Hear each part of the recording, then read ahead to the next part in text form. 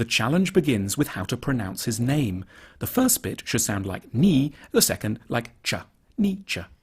Then we need to get past some of his extraordinary and provocative statements. What doesn't kill me makes me stronger. God is dead, and we have killed him. And his large moustache. But when we do, we'll discover a thinker who's intermittently enchanting, wise, and very helpful.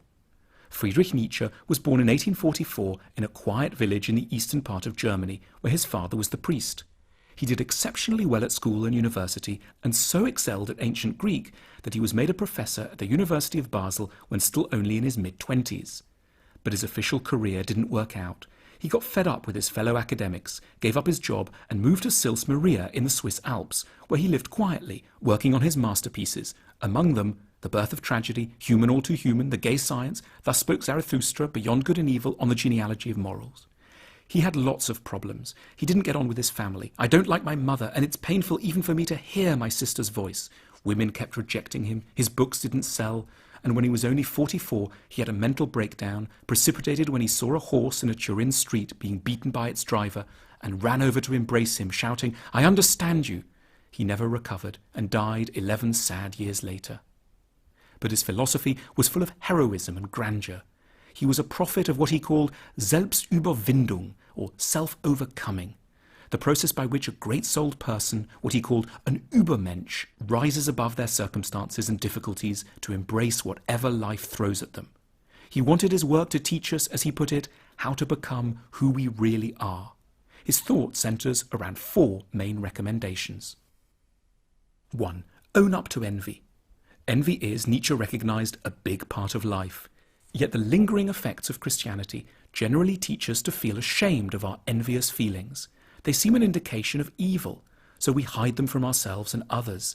Yet there's nothing wrong with envy, maintained Nietzsche, so long as we use it as a guide to what we really want. Every person who makes us envious should be seen as an indication of what we could one day become. The envy-inducing writer, tycoon, or chef is hinting at who you are capable of one day being. It's not that Nietzsche believed we always end up getting what we want. His own life had taught him this well enough. He simply insisted that we must face up to our true desires, put up a heroic fight to honour them, and only then mourn failure with solemn dignity. That is what it means to be an Übermensch. 2. Don't be a Christian. Nietzsche had some extreme things to say about Christianity. In the entire New Testament, he wrote, there is only one person worth respecting, Pilate, the Roman governor. It was knockabout stuff, but his true target was more subtle and more interesting. He resented Christianity for protecting people from their envy. Christianity had, in Nietzsche's account, emerged in the late Roman Empire, in the minds of timid slaves who'd lacked the stomach to get hold of what they really wanted, and so had clung to a philosophy that made a virtue of their cowardice. He called this Sklavenmoral. Christians, whom he rather rudely termed die Herde, the herd, had wished to enjoy the real ingredients of fulfillment, a position in the world, sex, intellectual mastery, creativity, but they'd been too inept to get them. They'd therefore fashioned a hypocritical creed, denouncing what they wanted but were too weak to fight for, while praising what they didn't want but happened to have. So, in the Christian value system, sexlessness turned into purity, weakness became goodness, submission to people one hates became obedience, and, in Nietzsche's phrase, not being able to take revenge turned into forgiveness. Christianity amounted to a giant machine for bitter denial. 3. Never drink alcohol. Nietzsche himself drank only water, and as a special treat, milk, and he thought we should do likewise. He wasn't making a small, eccentric dietary point. The idea went to the heart of his philosophy, as contained in his declaration, "There have been 2 great narcotics in European civilization, Christianity and alcohol." He hated alcohol for the very same reasons that he scorned Christianity, because both numb pain, both reassure us that things are just fine as they are, sapping us of the will to change our lives for the better. A few drinks usher in a transient feeling of satisfaction that can get fatally in the way of taking the steps necessary to improve our lives. Nietzsche was obsessed with the awkward truth that getting really valuable things done hurts. "How little you know of human happiness, you comfortable people," he wrote. "The secret of a fulfilled life is live dangerously, build your cities on the slopes of Mount Vesuvius." 4.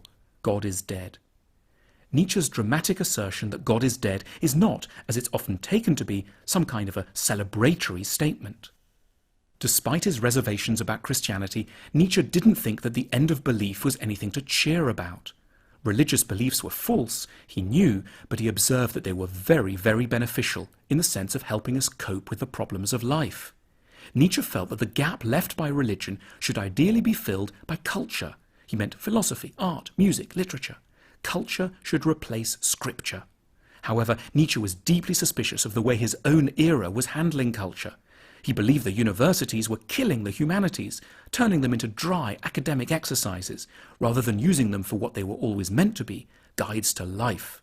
He admired the way the Greeks had used tragic drama in a practical, therapeutic way, as an occasion for catharsis and moral education, and wished his own age to be comparably ambitious. He called for a reformation in which people, newly conscious of the crisis brought on by the end of faith, would fill the gaps created by the disappearance of religion with philosophy and art. Every era faces particular psychological challenges, thought Nietzsche, and it's the task of the philosopher to identify and help solve these. For Nietzsche, the 19th century was reeling under the impact of two developments, mass democracy and atheism. The first threatened to unleash torrents of undigested envy, the second to leave humans without guidance or morality. In relation to both challenges, Nietzsche remains our endearing, fascinating, often lovable and mustachioed guide.